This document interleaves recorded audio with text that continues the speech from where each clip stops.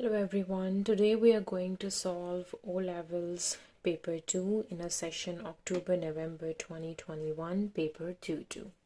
So let's begin with the first question. So in the first question, A part, Jasmine buy a family holiday to India. Here is some information about the cost, the flight, hotel and the total cost.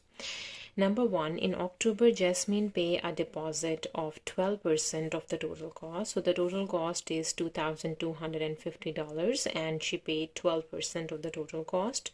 She pays the rest of the total cost in December. Calculate the amount she pays in December. Okay. So first we need to find how much she paid in October. So 12% of the total cost. So first we need to find the 12% of the total cost, that is 2,250. So 12% of the total is 12 over 100 times 2250. So let me do it. So it's 12 divides 100 times 2250, that would be 270. So it means she paid 270 in October.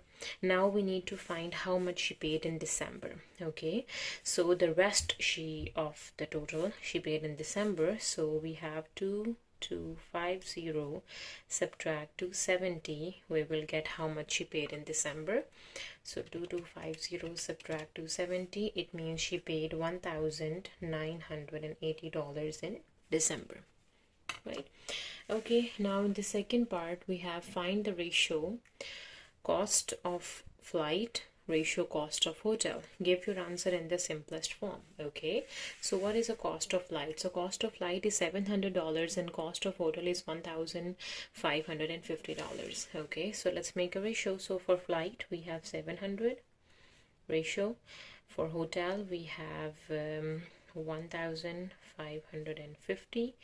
So we can divide it to convert it into simplest form. So 700, it's going to divide with 1550. So it would be 14 and 31. So 14 ratio 31 in the simplest form. Right? Okay, now in the B part, Jasmine changes $350 into rupees. Okay, the exchange rate is $1 is equivalent to 71.6 rupees. Okay, so let me do this first. When $1 is this much, then how much is $350? So $350 would be equals to how much of rupees? In rupees, the $350 would be 71.6 times 350, right? So 71.6 times 350, so it would be 25,060.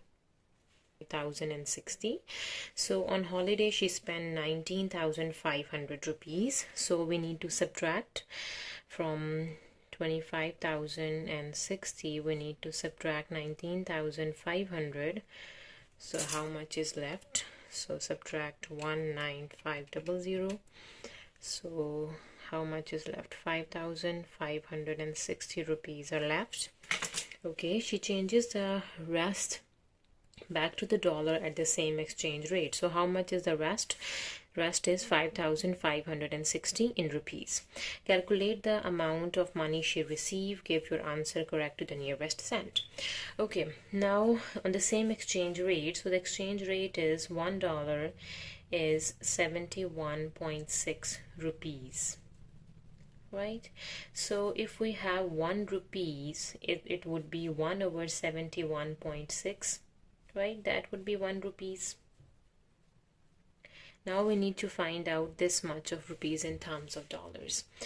Okay, so to get this 5,560 rupees, that would be in terms of dollar 1 over 71.6 is going to multiply with 5,560, right? So 5,560 divide 71.6, so this much. So it would be 77.6 So 77.65, and we need to give our answer correct to the nearest cent, so it would be $77.7. Okay. The table shows the number of tourists and the total tourist spending for some countries in 2016. Okay, so we have a countries China, India, Kenya, Madagascar. Number of tourists are given and the total spending in dollars is given. Okay, now in the first part we need to calculate how many more tourists visited India than Kenya in 2016. Okay, so we have India and Kenya, and the number of tourists are given. How many more tourists visited? So number of tourists, we need to use this column, India and Kenya in 2016. So what we do, we need to use India for 1.46 times 10 power 7. We have a comparison, so we need to do a subtract because it's then. So it would be with Kenya, that would be 1.27 times 10 exponent 6. Okay, so what we have to do, we need to convert it into we are shifting this. We have to make the same powers to subtract it. So it would be 14.6 times 10 power 6 and 1.27 times 10 power 6, right? Now we can see that 10 power 6 is the same. We can just subtract the numbers. So it would be 14.6 and minus 1.27. So it would be 13.33 times 10 power 6, or you can use it 1.333 times 10 power 7. That is also correct if you're moving this decimal point, one decimal point to the right. Okay, now in the second, calculate the average amount spent per tourist in China in 2016. Calculate your answer correct to the nearest dollar. Okay, so amount spent per tourist in China. Okay, so for China, number of tourists and the total spending. So we need to find the average amount. So what we have to do for finding the average amount, for average, what we do, we need to find the amount spent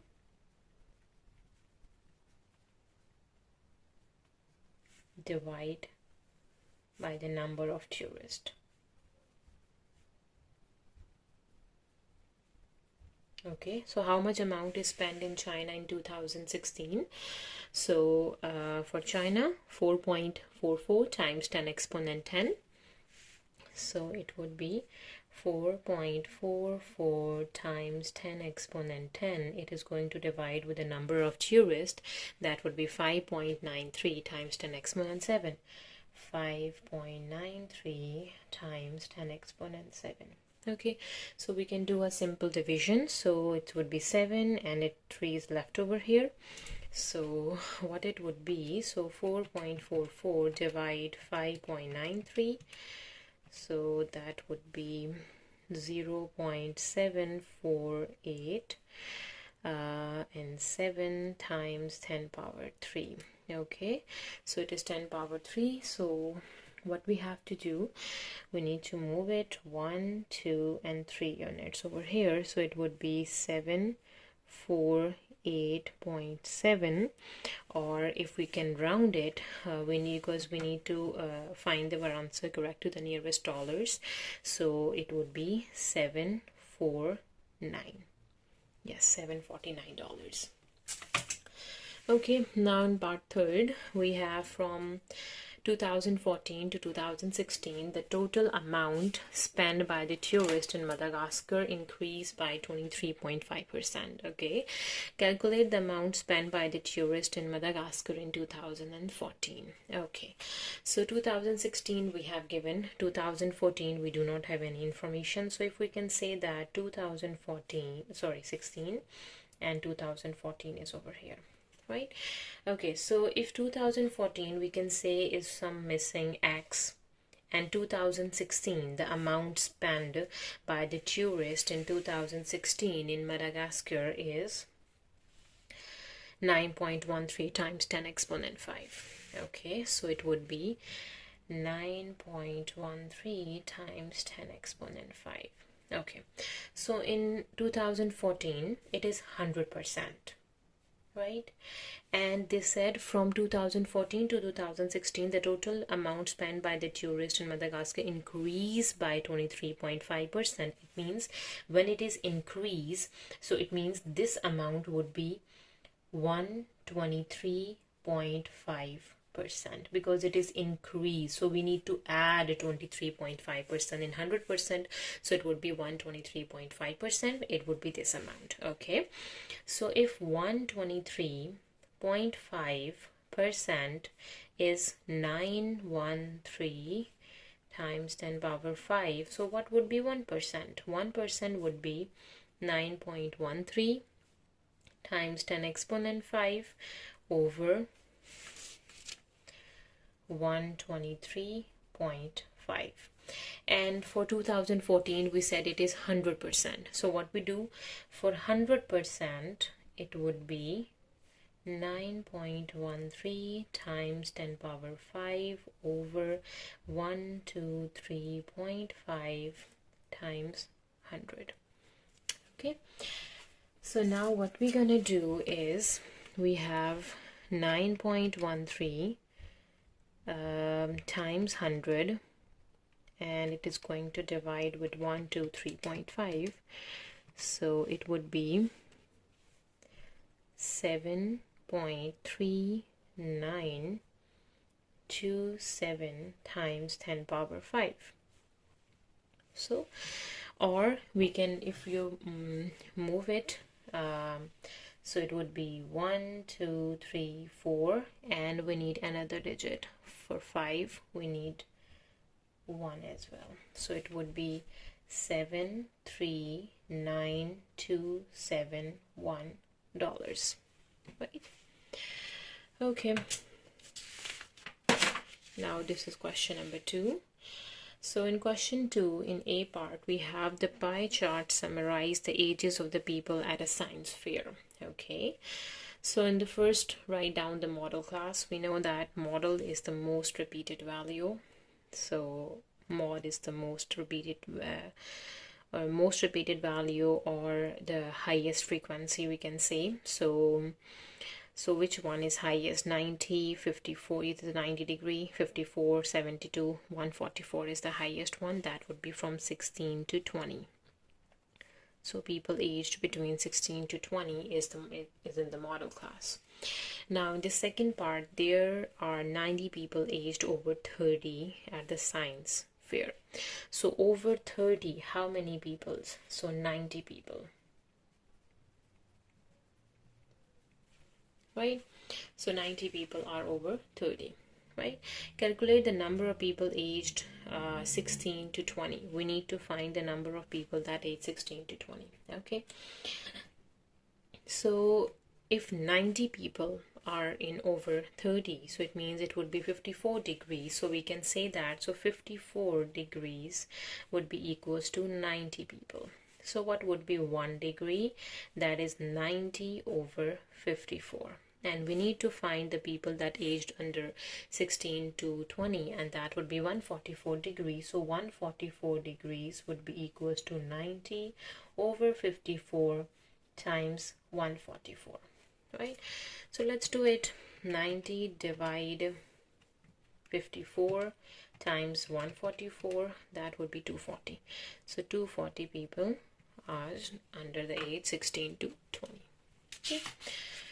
Now in the B part of question number 2, we have 250 students entered a science competition. The table summarized their scores. So we have given the scores and the frequencies, and the number of students are 250. So in the first part, complete the histogram to represent this data. Okay, so how can we complete the histogram? So we can see the scores are given in x-axis, and along y-axis we have given the frequency density, right? Okay, so for frequency density we can use a formula that frequency density would be equals to frequency over class width, right? This is your frequency, and from here we can find out the class width. If we can make a column of class width is basically from 0 to 40. It would be 40 minus 0, the class width is 40. 20 to 60, the class width is 40 to 60 is 20. 60 to 70, it is 10. 70 to 80, it is 10. 80 to 100, it is again 20, right? Okay, so for first frequency density, if we can say that we are going to make a frequency density column over here. So frequency density is basically equals to frequency, and this is your frequencies, and the class width is this, right? So it would be 36 over 40. So we can say 36 over 40. So what it would be, so 36 divides 40, this would be 0.9 for the first one. 48 over 20, this would be 2.4. And then 64 over 10, 64 divides 10 is 6.4, yes. 64 over 10 is 6.4, and then 6 over 10, 60 over 10 is would be 6.0, and then 42 over 20, so 42 divide 20, that would be 2.1. Okay, so let's do it. Now what we need to do, we just need to plot 0.9, 2.4, 6.4, and 0.6 and 2.1, right? Okay, so when the score is between 0 to 40, the frequency density is 0.9. Okay, so 0 to 40, so here is 0, here is 40, and we need to find the frequency densities between 0.9. It would be over here, yeah, that's 0.9. So let me draw it. So we have between 0.8 and 0.1, we have 0.9 from 0 to 40, right? Now for the second class, we have 40 to 60, it is 2.4. Okay, so from 40 to 60, it would be 2.4. It's 2, it's 2, 4, 6, 8, 10, it is 2.4 over here. So 2.4, it would be this line, yeah, and between 40 to 60.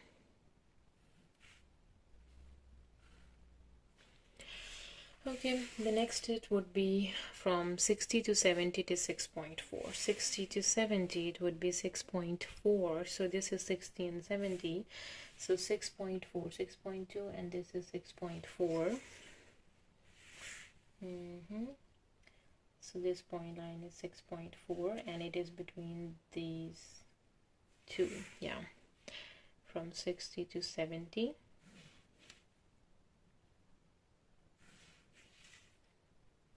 Right? Okay, and the next is 70 to 80, it would be 6. They already done it. 70 to 80, this frequency would be 6, and then from 80 to 100, it would be 2.1. Okay, 80 to 100, it would be 2.1. So we have 2 over here, and 2.2 is this, and slightly above 2 is 2.1. Yeah, so we have completed the histogram. Now in the second part, it says the student who scored 75 or more are awarded a distinction. Okay, find an estimate for the percentage of 250 students who were awarded as distinction. Okay, so scored 75 and more. Okay, so 75 and more, it means 75 is in between the group 70 to 80, right? So if the students between 70, we have 75 and 80. In this group 70 to 80, we have 75, and its frequency is 60, right? So it means 30 students are in this one, in this range from 70 to 75, and 30 students are in the rest of the range from 75 to 80, right? So means more than 75, the 30 students, and we have 42 students as well. So how many total students are more than 75? So the students that are more than 75 are 30 plus 42. So what it would be, that would be 72 students. Okay, so 72 students scored more than 75. Find an estimate for the percentage of 250 students. We need to find the percentage, estimate of the percentage. So how many students? 72 students. Out of total students are 250, and times by 100 because we are finding the percentage. And we can do it. 72 times 100 divide 250, that would be 28.8. So 28.8% of students were awarded a distinction, right? Okay, now moving to the next page, we have question number 3. So in question number 3, complete the table for this function.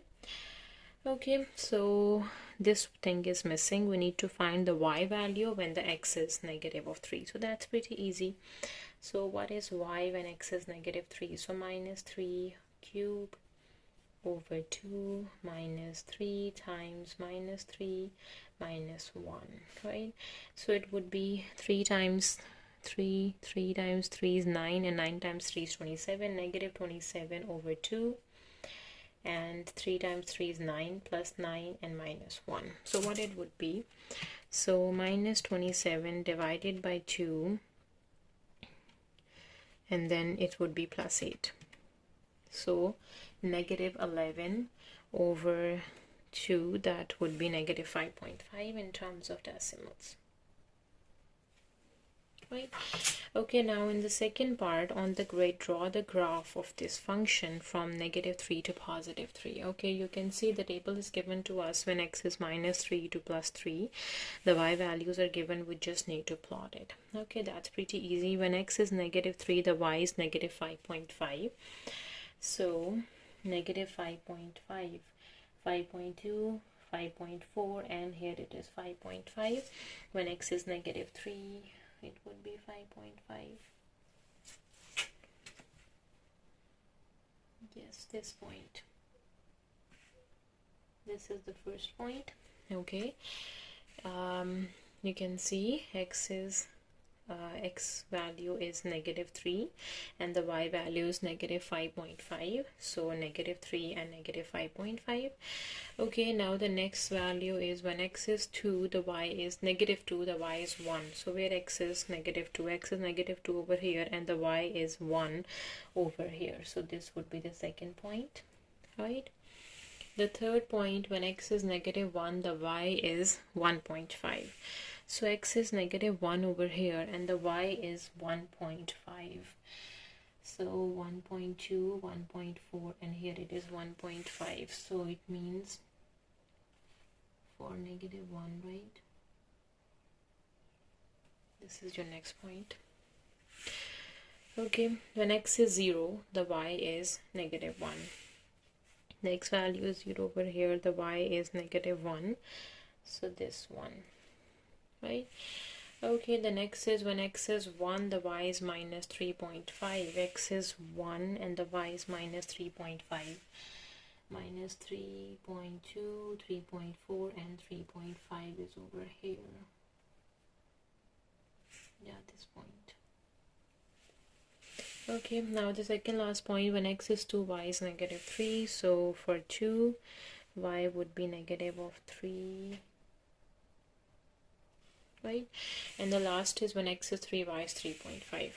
When x is 3, the y is 3.5 at the top. So where is 3.5? 3.2, 3.4, and here it is 3.5. Okay, this point is 3.5. Yeah. Okay, let me connect the points to get a smooth curve.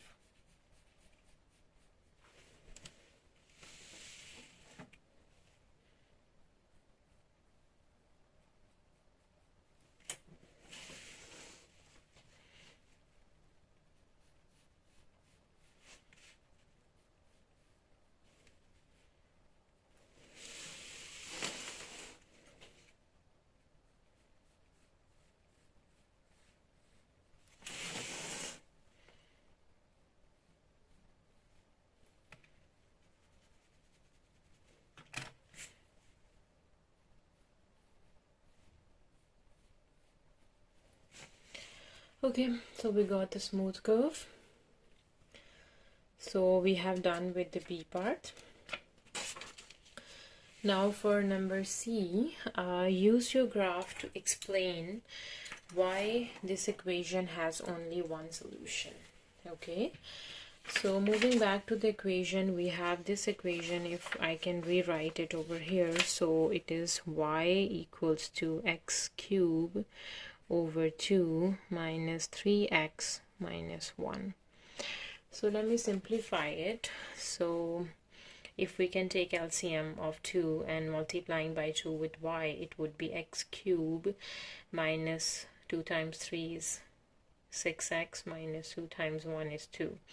So x cube minus 6x minus 2 would be equals to 6. It means your left side matches with the right side of this equation, but this would be 6. So when the y is 3, so 2 times of 3 would be equals to 6, right? So it means when y value is 3, our equation matches with this one. So let's see. When y equals to 3, it has only one solution. So go back to the graph. So at what point the y is 3? So the y value is 3 is at the top. So if we can draw a line at y equals to 3, you can see a vertical line. Yeah. So we can see at y equals to 3, the straight line touches the curve at only one point. So that is why it has only one solution, right? So we can say that at y equals to 3, line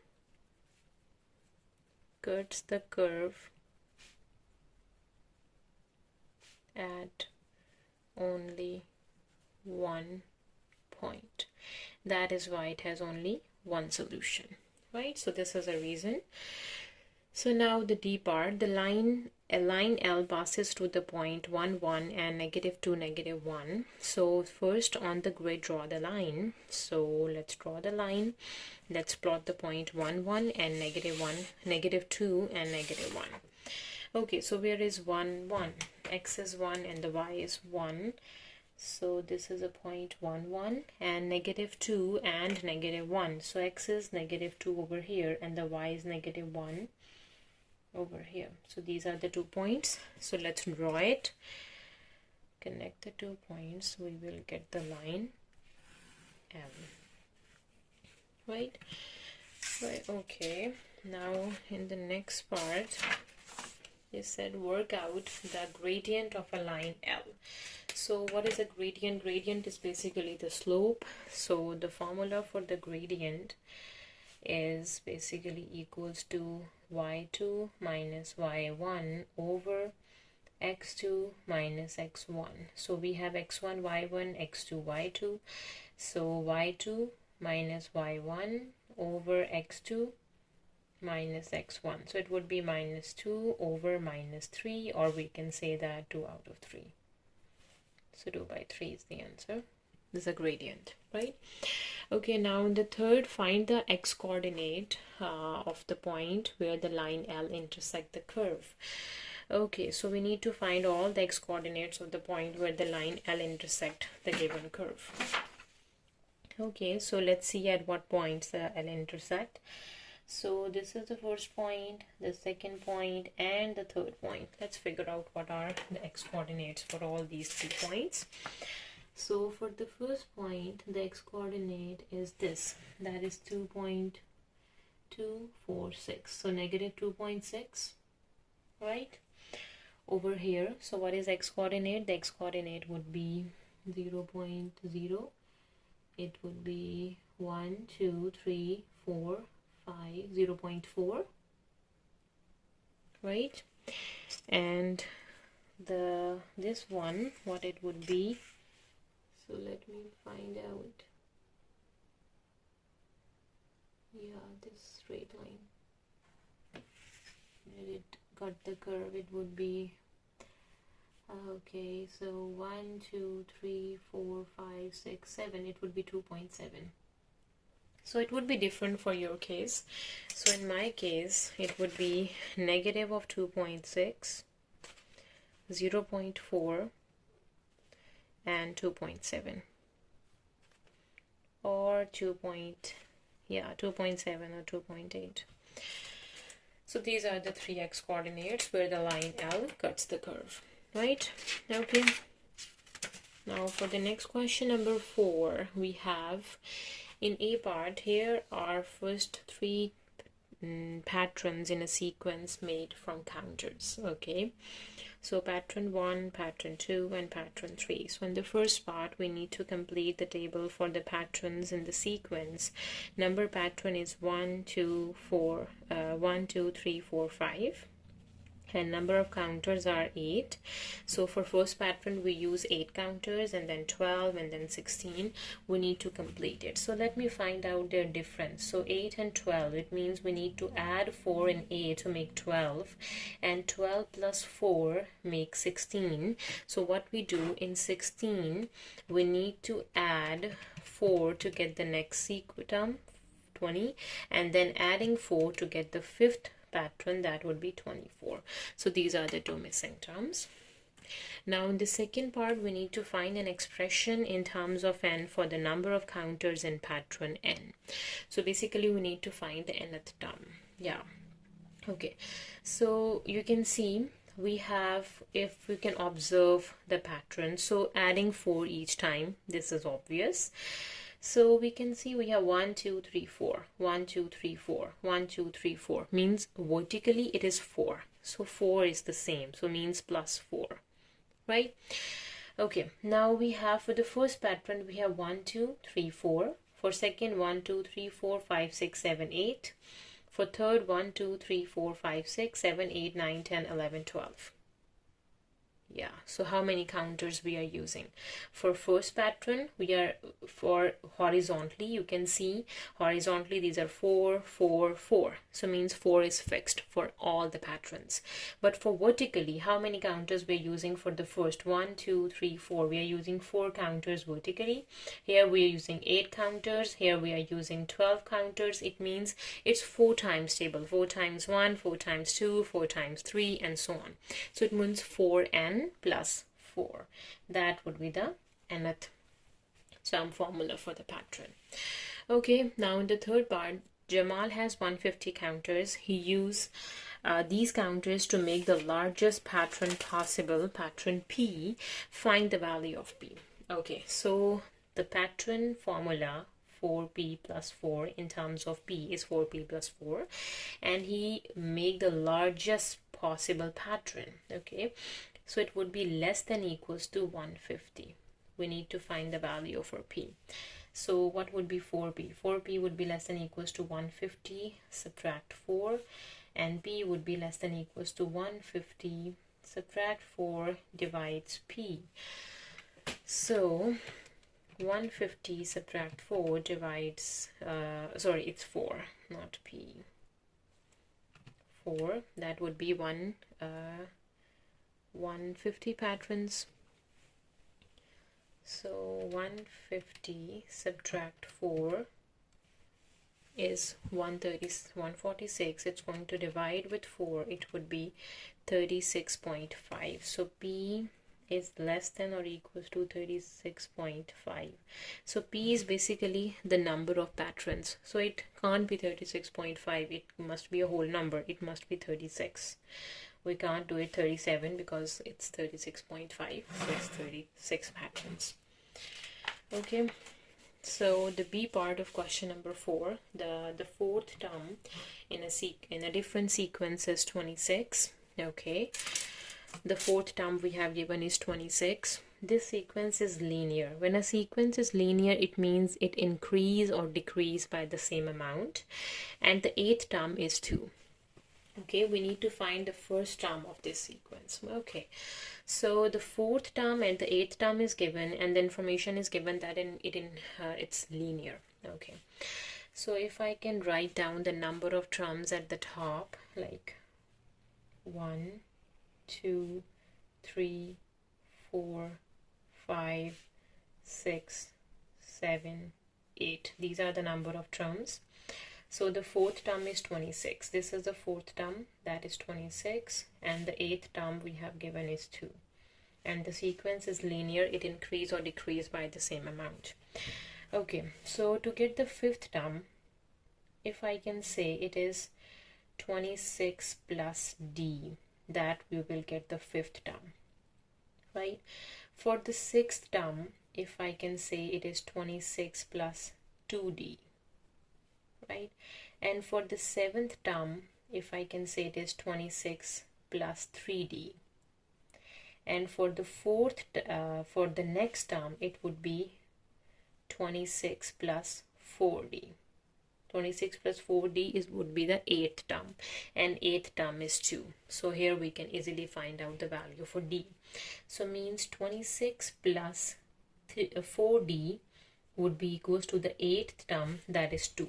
So how can we find out the d? So d would be 2 minus 26, and it is going to divide with 4. So let's do it.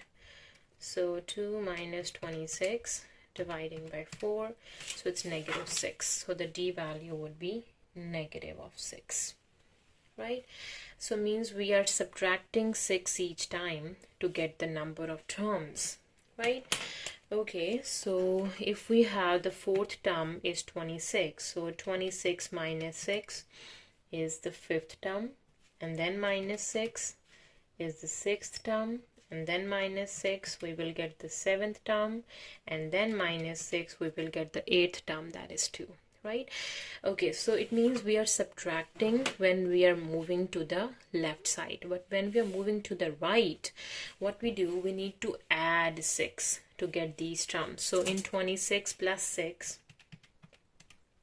32 would be the third term, and then plus 6, 38 is the second term, and then plus 6, 44 is the first term. So the first term of this sequence would be 44. That's the answer, right? Now the second part, find an expression in terms of n for the nth term of this sequence. Okay, how can we find out the nth term of this sequence? So that's pretty easy. So you can observe that the first term is 44, and then 38, 32, and 26, and 20, and 14, and 8, and then 2. These are the first 8 terms of the sequence, the sequence in the first part. So, and the difference between the term, we obviously, the difference is negative of d, and difference is negative of 6. So that's the difference is negative 6. So if I can do negative 6n, so when n would be equals to 1, so it would be minus 6 times 1, that would be minus 6. But our first term we can see is 44. So what we do with minus 6 to get 44? If we add 50, 50 minus 6 would be 44. Right? When n would be equals to 2, so what is? It is negative 6 times 2, that would be equals to minus 12. So if in minus 12 we add 50, so what it would be? So minus 12 plus 50, it is 38. That is the second term. So it means we can use the formula minus 6n plus 50, we will get all the terms of this sequence. Minus 6n plus 60 is the nth term formula, right? Okay, now for the next question, number 5. in A part, the mass of 4 cards and 3 envelopes is 85 grams. The mass of 2 cards and 5 envelopes is 67 grams. Form a pair of simultaneous equations and solve them to find the mass of 1 card and the mass of 1 envelope. Okay, that's pretty easy. So first we make an equation. 4 cards plus 3 envelopes would be 85. 2 cards, 5 envelopes would be 67. These are the 2 equations, right? So this is up to you. You can use a method of elimination or a method of substitution. So I would like to use a method of elimination. So I would like to multiply my first equation with 2 and my second equation with -4 because I want to eliminate c. So c, here the c coefficient is 4, so I'm multiplying 4 with my second equation, and here it is 2, I'm multiplying with my first equation, right? So the new equation would be 2 times 4 is 8c plus 2 times 3 is 6e equals to 2 times 85. So 85 times 2, that is 170. Right, and then 4 times 2, -8c, 4 times 5 is -20e, and 4 times 67, so it would be 4 times 67, 268, -268, -268. So now let's add them up, so it would be cancel out. So we have 6 minus 20, that would be -14, envelope E would be equal. Okay, so 170 subtract 268, that is 98, negative of 98, and it is going to divide with negative of 14, so it would be 7. So E would be equals to 7. So the number of envelopes are 7 grams. Right, now we need to find the number of cards. So you can substitute E equals to 7 into first equation or second equation to get the answer. I would like to substitute into the first equation. So it would be 4c plus 3 times envelope equals to 85. 4c would be equals to 85. 3 times 7 is 21. So c would be 85 minus 21 divides 4. Okay, so we have 85 subtract 21, and it is going to divide with 4, so c would be equals to 16. So we have 16 grams of envelope. So c is 16 and E is 7, right? Okay. Okay, in the B part, we have to factorize this expression. So it would be x whole square minus 5 whole square. It would be x plus 5 and x minus 5.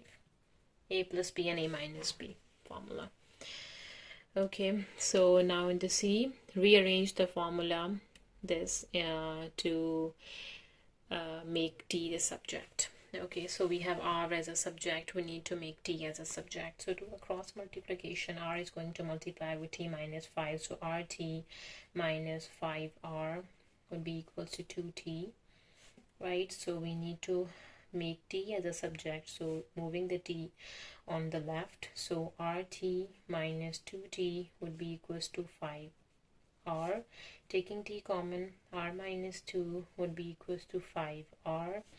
So t would be equals to 5r over, we have r minus 2. So that is the answer. 5 times of r over r minus 2. That is a formula in terms of t, right? Now in the D, express as a single fraction in its simplest form. So that's pretty easy. So what we're gonna do is we can cross multiply simply and take an LCM. So 4 is going to multiply with 2x plus 1, and negative 3 is going to multiply with x minus 5, and in the denominator we have x minus 5 and 2x plus 1, right?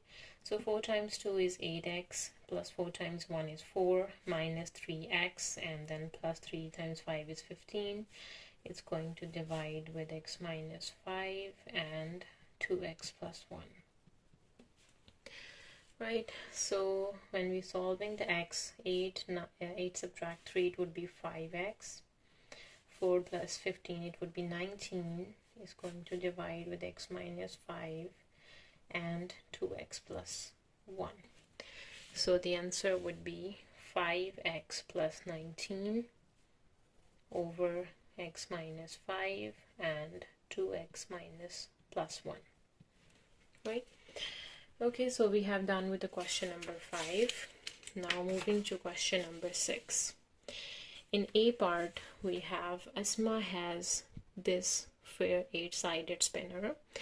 Number 1, she spins the spinner once. So when she spins the spinner once, it means the number of outcomes are 8. Find the probability that the score is 6. Okay, how many are 6? Just 1 is 6 and the total are 8. So it would be 1 out of 8. Right? Not 2. How many are not 2? 1, 2, 3, 4, 5. 5 of them are not 2. So 5 are not 2 and the total are 8. So 5 out of 8. Right? Now the next part we have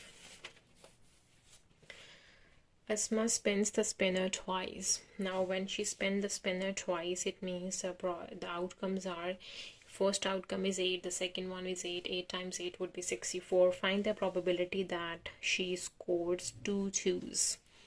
Okay, how many are 2? 1, 2, 3. So 3 are 2. So 3 are 2 out of 8 times again 3 are 2 out of 8. So 3 times 3 is 9. 8 times 8 is 64. So 9 out of 64 is the answer, right? Okay, now the next is Leon has 7 red counters, 6 green counters, and 3 white counters. He takes 2 counters at random without replacement. When we have a without replacement, it means we have to remove 1 as we go right after picking 1, right? Find the probability that the 2 counters are the same colors. It can be red, red, green, green, or white, white, right? Okay. So first we need to find the total counters. 7, 6, and 13. How many are total? 7 plus 6 plus 3. So it would be 7 plus 6 plus 3. So the total counters are 16. 16 are the total counters, right? And now he find the probability that the 2 counters are the same color. So same color, it would be red, red, or green, green, or white, white. So for red, the probability, the 7 are red and the total are 16. Without replacement, it means another red. When he pick 1 red, the 6 of the red are left and the total would be 15 are left. Plus make a combination for green, green. So 6 are green and the total are 16. And when he picked 1 green, 5 are left and the total would be 15. Plus white, white, 3 are white and the total are 16. Times when he picked 1 white, 2 of the white are left and the total left would be 15. Okay, let's solve it. So we can do 7 times 6. That would be 42 over 16 times 15, 240. Okay, 6 times 5 is 30 over 16 times 15 is 240 again, plus 3 times 2 is 6 over 240. So what it would be, 42 plus 30 plus 6, that would be 78. So it would be 78 over 240. So what is 78 divides 240? So it would be 13 by 40. Sorry, 40. So that is the answer for the B part. Okay, moving to question number 7. In A part, we have P is a point -5, 2, Q is a point 3, 7, QR vector is -4 and 6. Find the coordinates of a midpoint of PQ. So P is given and Q is given. We need to find the midpoint of PQ. So what is the formula for midpoint? We know that midpoint is equals to x1 plus x2 divides 2, comma y1 plus y2 divides 2. So that is a formula for the midpoint. So just substitute the values into the formula and we will get the midpoint. So P is minus 5, 2 and Q is 7, 1. So x1, y1, x2 by 2. So minus 5 plus 3 divides 2. Minus 5 plus 3 divides 2. And 2 plus 7 divides 2. Okay, so minus 5 plus 3, that would be 2, and 2 minus 2 divides 2, that would be minus 1, and 7 plus 2, that would be 9, and 9 divides 2 would be 4.5, or you can keep it 9 by 2. Okay, now for the second part, find the coordinates of point R. Okay, so the vector QR is given, point Q is given, we need to find R. As we know that QR vector is basically equals to R minus Q, right? And we need to find R, so R would be equals to QR plus Q, that would be equals to R. So QR vector is minus 4 and 6 plus Q vector is, Q point is 3 and 7. So 4 minus 4 plus 3 is minus 1, and 6 plus 7 would be 13. So negative 1 and 13 are the coordinates for the point R.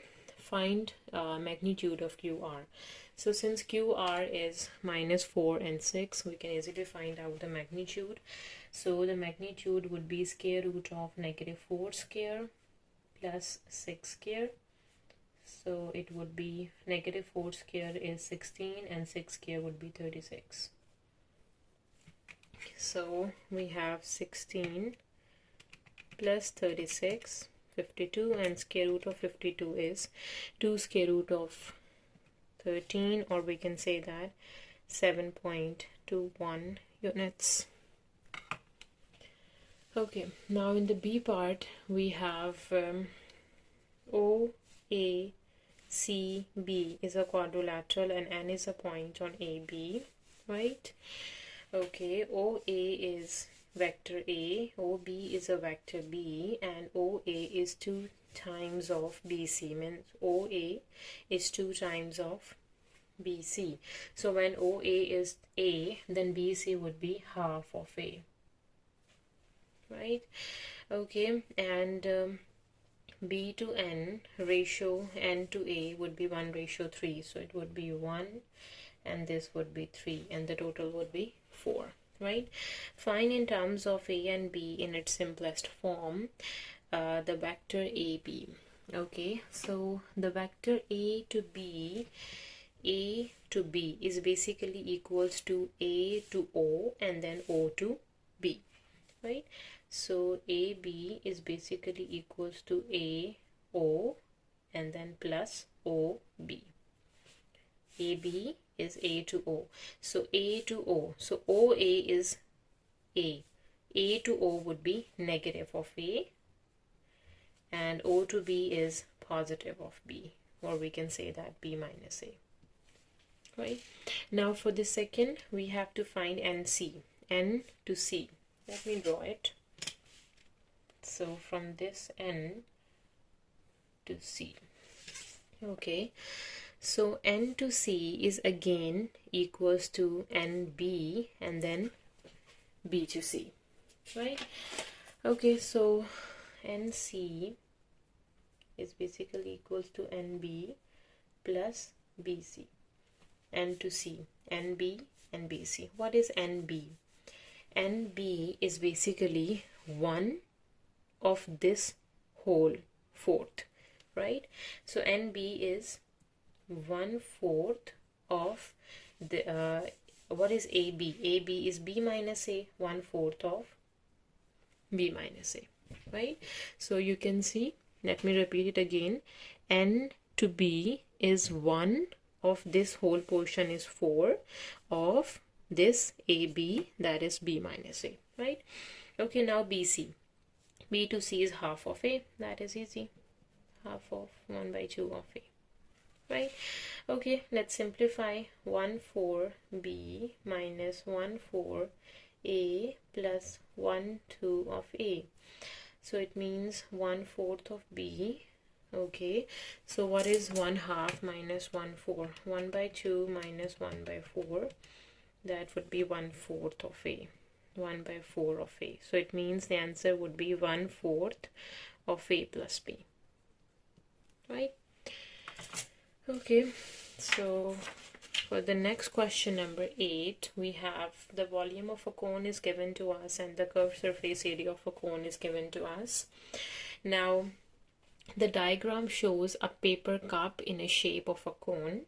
The diameter of a top of a cup is 7 centimeters. So this hole is the diameter 7 centimeter. The volume of a cup is 110 centimeter cube. Show that the height of a cup, this is the height of a cup in centimeter, is 8.57, correct to 2 decimal places. Okay. Since the volume is given to us, how can we show the height? The formula for the volume is, we can use, the volume of a cup is 1/3 by r square h. Volume is 110. 1 by 3 times pi is 3.14 times radius. What is the radius? When the diameter is 7, d would be equals to 7, so the radius would be 7 divided by 2, or we can say that 3.5.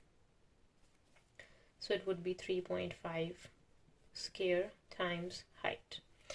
Okay, so let's figure out the left side to get the first. So it would be 3.14 times 3.5 times 3.5, and it is going to divide with 3. So 110 would be 12.82 times height. So it means height would be equals to 12.82. Sorry, 110. 110 is going to divide with 12.82. 110 divides that answer. So it would be, you can see, 8.57. 8.57 to 2 decimal place. So the answer is 8.57. Now for the B part, calculate the slant height L centimeter of the cup. So what is a slant height? So this is a slant height, or you can say that this L is a slant height, right? Okay, so how can we figure out the slant height? Okay, so H we have is 8.57, and what is this? This is a radius 3.5, and this is a right angle triangle. So we can use a Pythagorean theorem to get the missing leg or hypotenuse. Okay, now the Pythagorean theorem would be hypotenuse square L square would be equals to 8.57 whole square plus 3.5 whole square, and the value of L would be square root of 8.57 whole square plus 3.5 whole square. Let's do it. 8.57 square plus 3.5 square and then square root, so it would be 9.257, or we can say that 9.26, correct to decimal place. The answer would be 9.26, right? Okay, that's the slant height. Now for the C part of question number 8, we have the cup is cut along a line OA. Okay, so O to A. So what is OA? O to A is slant height L, that is 9.26. This is 9.26. So OA is a slant height, that is 9.26, right? Okay, and so it is 9.26. Let me write it down. It is open out into a sector of a circle with a center 0 and the sector angle theta. calculate the x degree, calculate the value of x. We need to find that angle. Okay, so it means that the area of a sector, it is opened out into a sector of a circle with a center 0 and the sector angle is 6 degrees. It means the area of a sector would be equals to the curved surface area of this cone, right? So it means curved surface area of cone is equals to area of a sector, right? Okay, so what is the curved surface area of a cone? We already have given the formula that curved surface area of a cone is pi RL. So we can use pi RL, right? Pi is 3.14, R is the radius. So what is the radius? Is R would be 3.5 and L is this answer, right? So 3.14 times 3.5 times 9.26. Right? So 3.14 times 3.5 times 9.26, so that would be 101.7674. So that is the area of the cone, right? Okay, now on the other side, area of a sector. So what is area of a sector? The area of a sector formula is x degrees over 360 degrees times pi r square. Okay, so here we can easily find out the value for x. So we have x over 360 times pi is 3.14, and what is the radius? O to A is the radius in this case, right? So that would be 9.26 whole square. Okay, so let me do it. 3.14 times 9.26 times 9.26, and it is going to divide with 360. So we have with x, and for x we have this term is going to divide with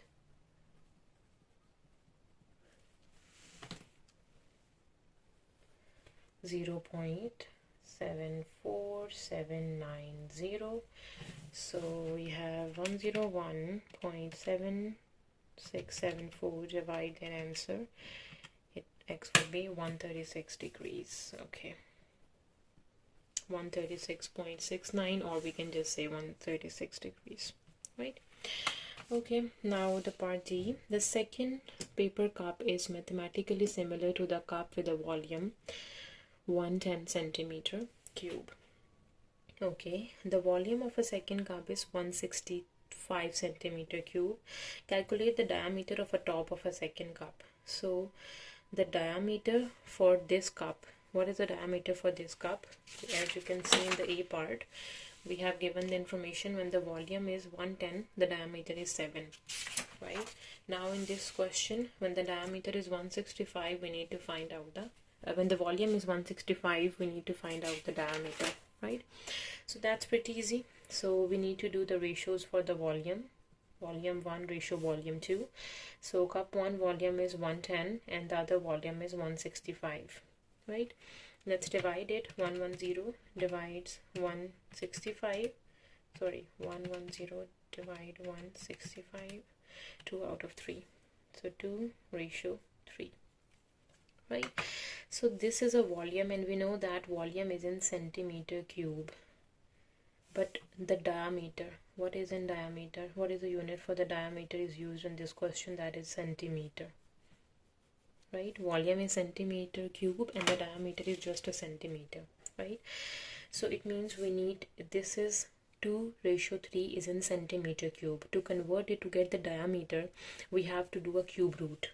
So cube root of 2 ratio cube root of 3, because we need to do a diameter and the diameter is in centimeter, right? Okay, so what is cube root of 2? This is for the first first cup having volume 110 and its diameter is 7, right? So this would be, it means cube root of 2 is equals to 7, right? So what 1 would be? 1 would be 7 out of cube root of 2. Now we need to find the diameter for a cube root of 3. So if we can do, cube root of 3 would be equals to 7 out of cube root of 2, and then times by cube root of 3, right? Let's do it. 7 times cube root of 3 divides, this is going to divide with cube root of 2, 8.01 centimeter. So that is the diameter for the second cup, 8.01 centimeter, or just 8 centimeter we can say. Okay, so we have done with number 8. Moving to number 9. So in question number 9 we have given a shape. The diagram shows an open box in a shape of a cuboid. So keep in mind the box is open, the top is open, right? The height of a box is x centimeter.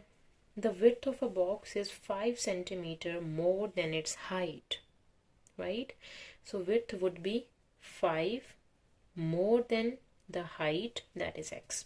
The length of a box is 2 times its width.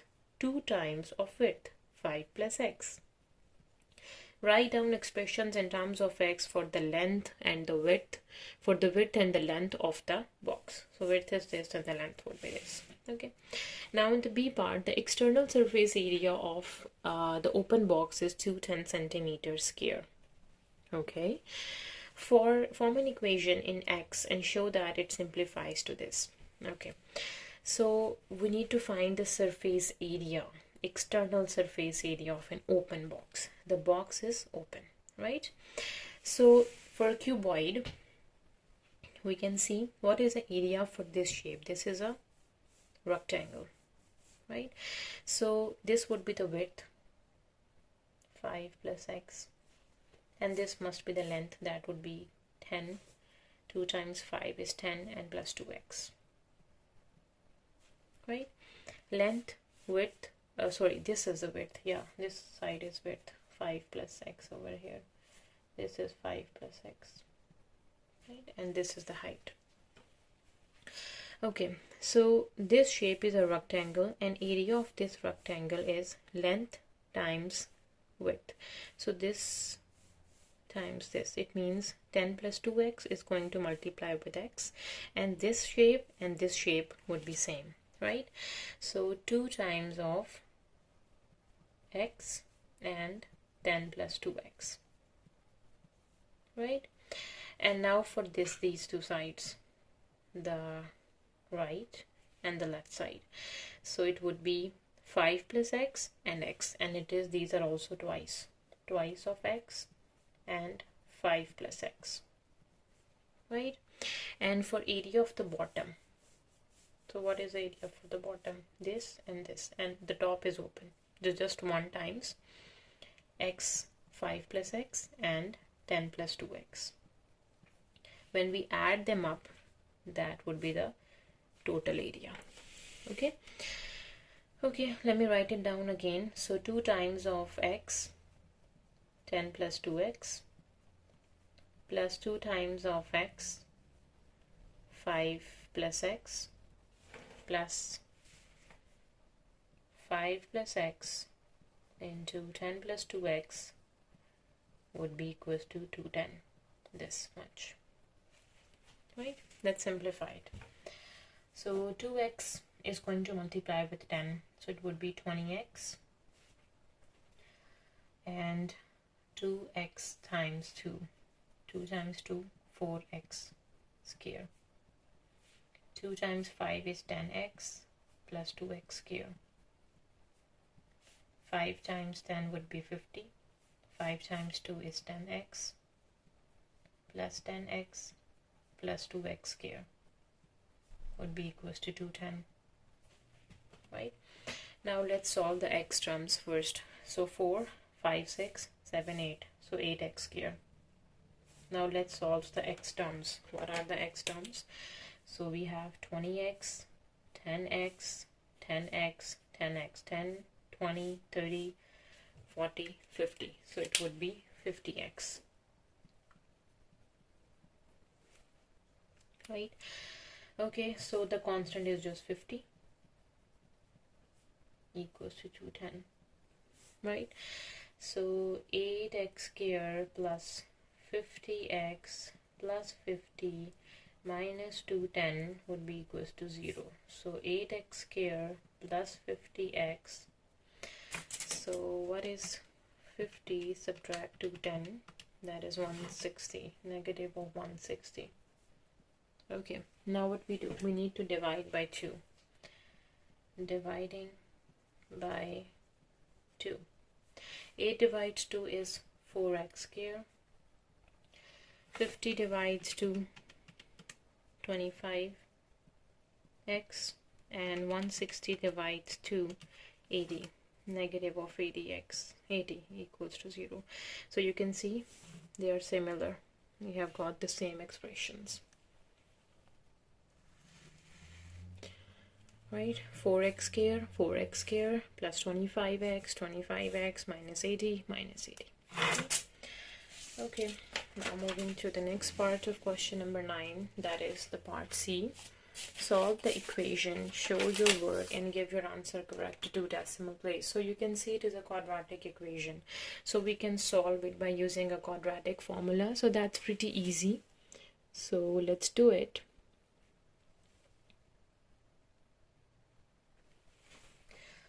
So x equals to minus b plus minus square root b square minus 4ac divides 2a, right?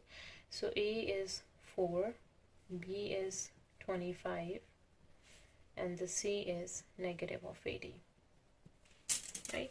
So let's do it. So x would be equals to minus b plus minus, what is b square? B is 25. 25 square is 625 minus 4ac.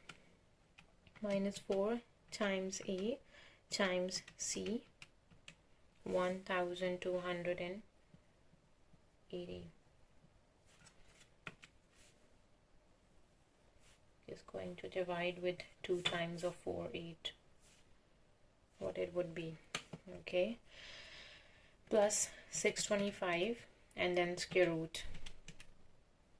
Okay, so minus 25 plus minus 43.64 over 8. So let's find the two values, right? So first we do minus 25 and plus 43.64 divides 8. That is 2.33, and the next we can do minus 25 and minus 43.64 and then dividing by 8. That is negative 8.58. These are the two x values correct to 2 decimal places. Okay, now for the B part, calculate the volume of the box.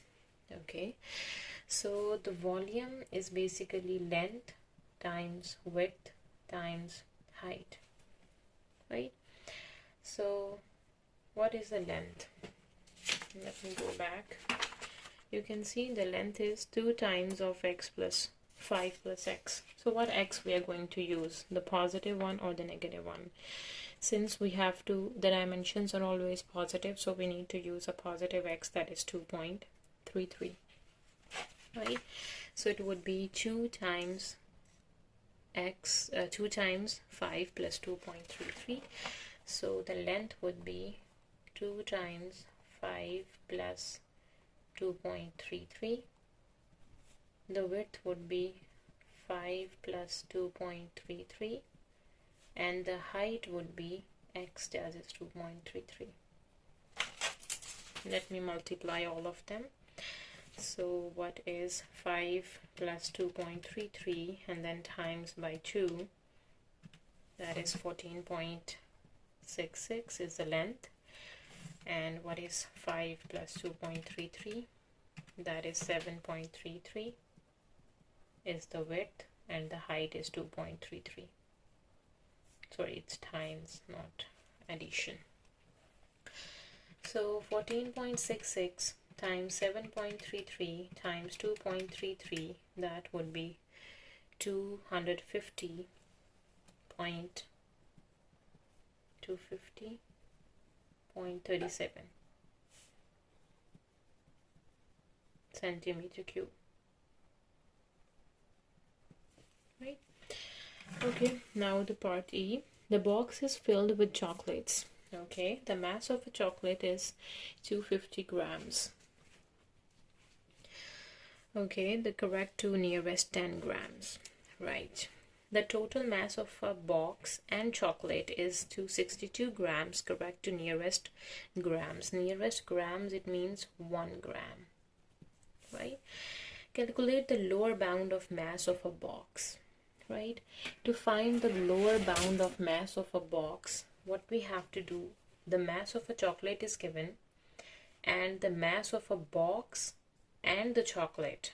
The box, the chocolates are in the box, and that mass is given to us. We need to just find what is the mass of the box, right? So the mass of a box we can find by finding the total mass and subtracting the mass of a chocolate, right? So we have given the mass of a chocolate, and we have given the total mass of a box, and the chocolates are within the box. We need to find the mass of a box. So the mass of a box would be the total mass subtracting the chocolates. We need to exclude the chocolates from the box, and we will get the mass of the box, right? Okay, now we need to find the lower bound of mass of the box. To get the lower bound, we need to find the lower bound of total mass and the upper bound of mass of a chocolate, right? So when we can do mass of a chocolate, that is 250 plus minus 10, that is 10 out of 2. So upper and the lower bound. So 10 by 2 would be 5. So 250 plus 5 is 255, and 250 minus 5 is 245. This is the upper and the lower bound of mass of a chocolate. But we need the mass of a chocolate of upper bound, right? Okay, now for the total mass is 262 plus minus 1 by 2. That is 0.5. So adding 0.5, it would be 262.5, and we have 261.5, right? So for finding the lower bound of mass of a box, what we need to do, we need to do the lower bound of total mass, subtract the upper bound of mass of a chocolate, right? So what is the lower bound of total mass? We have 261.5, subtract the upper bound of chocolate mass, 255. So let's do it. It would be 261.5 subtract 255. So it would be 6.5 grams is the mass of is the lower bound of mass of a box, right? Okay, question number 10. A, B, C, D is a field on horizontal ground. A, B, C, D. Okay. The bearing of B from A is 70 degree. The bearing of B from A is 70 degrees. It means this angle is 70 degrees. Right? The bearing of D from A is 125 degree. The bearing of D from this A is 125. It means this complete angle is 125 degrees. Right? So what would be this angle? So if the complete is 125 and 70, 125 subtract 70, we will get that angle. So let's do it. 125 minus 70, 55 degrees. So 55 degrees plus 70 degrees make 125 degrees, right? Okay, so the next information is C is due south of B and due east of D. A to D is 290 centimeters and B to D is 350 meters. Calculate the bearing of D from B. Okay, we need to calculate the bearing of D from the point B. So whenever we are calculating the bearing, first thing we need to draw the north line at point B. Okay, so that's the north line at point B. So basically we need to measure this whole angle from B to D. So we know that this straight line is 180. So in 180, what we need to add to make the bearing of D to B, bearing of D from B. Okay, so if we are using the angle triangle A, D and B, we know the two sides and this one angle. So here we can use a law of sine, right? So for law of sine, when we are using on the triangle A, D and B, right? So let me draw this triangle again to make the things clear.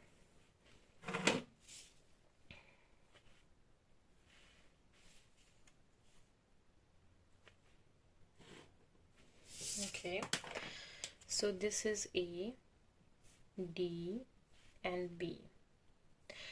When it's A, so this would be A, that is 350. B, this side is B, that is 290, and this would be D, we don't know.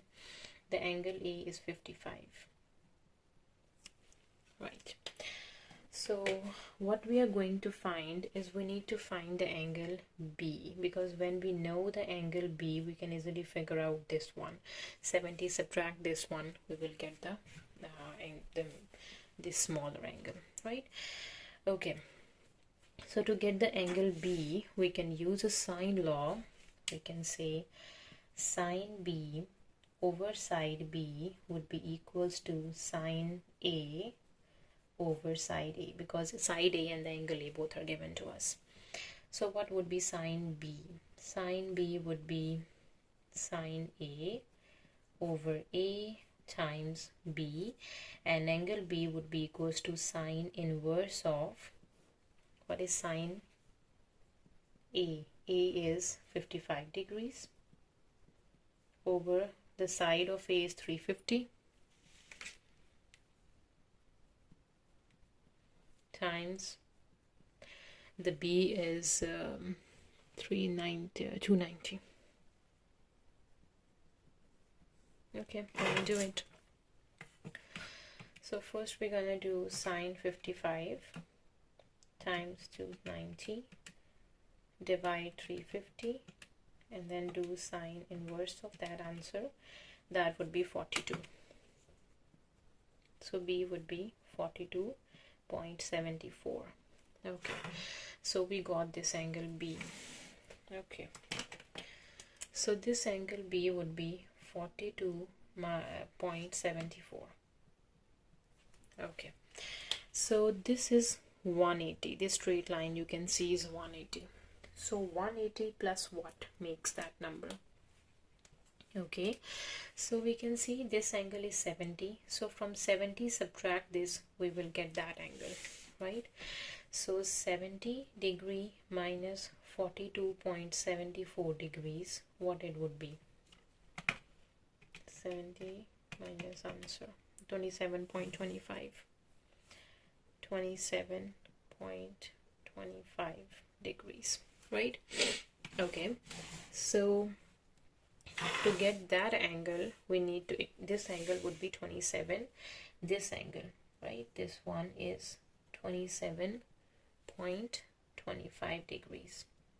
This whole angle would be 180 plus that angle. So 180 degree plus 27.25 would be the bearing of D from B, plus 180, that would be 207.25. 207.25 or 3 degrees. So the answer is 207.3 degrees. That is a bearing of D from B, right? Okay, moving to the B part. A vertical mast is positioned at D. So at D, a vertical mast is positioned, and the angle of elevation of the top of the mast from A is 10 degrees. Okay, so at D, a vertical mast is positioned at D, right? And the angle of elevation of the top of the mast from A is 10 degrees. So if we draw this mast and this till A, if the angle of elevation is 10 degrees, we need to calculate the angle of elevation of the top of the mast from this C. Okay, so if I can draw it, I'm going to draw it on a ground, vertical mast at point D, and this is point A, right? So this is D, this is A, and this is the vertical mast, right? And the angle of elevation is 10 from A, right? Okay, so the vertical mast, if I can draw it over here, right? Okay, so if I can say A to D is given in the question, that is 290 degrees, we need to find, and this height of the vertical mast. Okay, so here we can use the trigonometric ratios to find out the height. We can use sine, cosine, or tangent. So sine is for, so what we have given, we have angle is given, the opposite and the adjacent is given, so we can use tangent. 10 degrees is opposite over adjacent, right? So height would be equals to 10 times 290. That is the height in terms of meters, right? So tangent 10 times 290, so the height would be 51.13 meters, or we can just say 51 meters. Okay, now calculate the angle of elevation of the top of the mast from C. Okay, so top of the mast from point C. If I can draw the mast over here, this is the mast, right? And if we connect it with the point C, right, so we can find the angle of elevation. If I can draw it over here, they said this is a vertical mast and this is a point C, right? So D, C, and D to this vertical mast, we have calculated the height, that is 51.13 meters. Okay, and we need to calculate this angle of elevation, from C. Okay, so we can use this triangle D, C, and B. You can see, so we know that D to B is 350. We need to calculate this one. You can see in this triangle we need to calculate this angle. We have given one side, but we do not have a perpendicular or the base. We must need one more side to get this angle, and we can use the primary trigonometric ratios. But to find D to C, we are going to use this triangle DCB, right? If I'm going to do it over here using a triangle D, so okay, let me do it on that page as well. D, C, and B, this little triangle I'm going to use, right?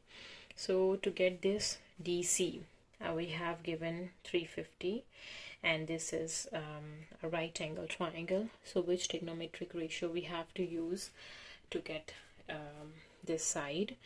So, and this angle is also given to us. Let me draw that triangle as well. So we have this triangle on the first page, that is D, C, and B, and you can see from D to B is 350, that is given to us. And angle B we have find out that is 27.25. This angle is 27.25 degrees. We need to find this side. So which trigonometric ratio you prefer? Okay, so angle opposite and hypotenuse. So sine is opposite over hypotenuse. So let me use it.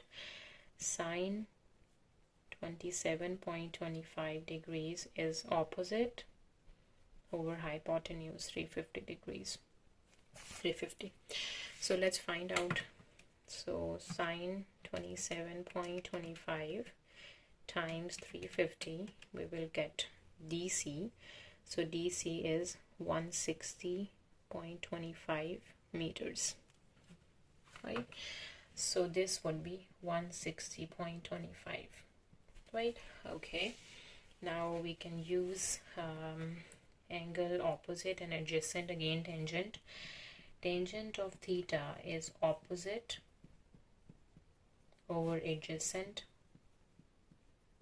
We can find out the value for theta by doing tangent inverse. Tangent inverse of that answer, let me do it. 51.13 divide 160.25, and this would be 0.3190, and doing a tangent inverse, so theta would be 17.6 degrees, or 17.6 degrees, yes, 69, or 17.7 degrees. So that is the angle of elevation of the top of the mast from point C. So that's the last question of our paper. I hope you understand it. Thank you so much. See you in my next video.